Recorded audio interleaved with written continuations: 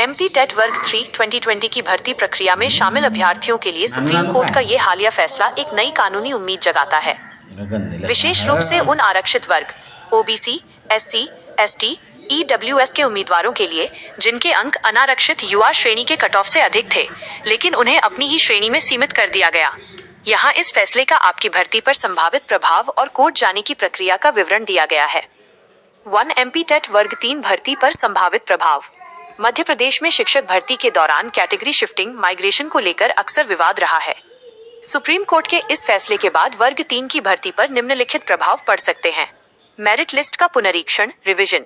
यदि विभाग ने आरक्षित वर्ग के उन मेधावी छात्रों को अनारक्षित पदों पर जगह नहीं दी है जिन्होंने जनरल कट ऑफ पार किया था, तो अब उन्हें उन पदों पर नियुक्त करना होगा।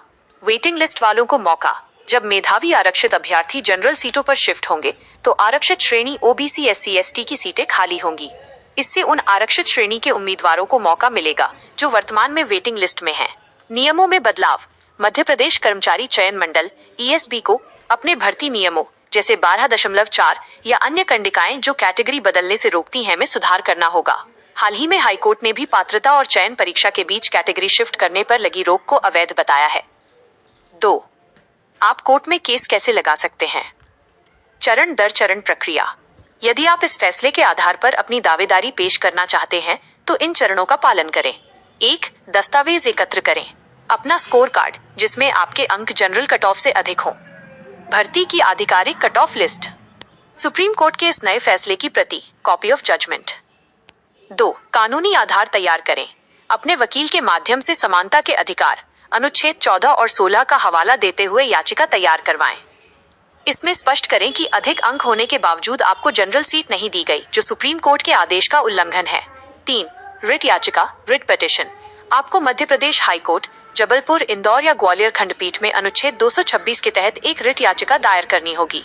4. पुराने केस का संदर्भ। आप अधिवक्ता रामेश्वर सिंह ठाकुर या अन्य वरिष्ठ वकीलों द्वारा पहले से दायर याचिकाओं जैसे याचिका क्रमांक 8750/22 के साथ अपनी याचिका को टैग भी करवा सकते हैं ताकि सुनवाई जल्दी हो। 3. महत्वपूर्ण ध्यान देने योग्य बातें। नोट: सुप्रीम कोर्ट ने स्पष्ट किया है कि ओपन श्रेणी कोई कोटा नहीं है, ये सभी के लिए खुली है। यदि आपने उम्र या शुल्क में छूट रिलैक्सेशन ली है, तब भी आप मेरिट के आधार पर जनरल सीट के हकदार हैं, बशर्ते राज्य के भर्ती नियम इसके विपरीत न हो। हालांकि अब अधिकांश विपरीत नियमों को कोर्ट असंवैधानिक घोषित कर रहा है। अगला कदम: क्या आप अपने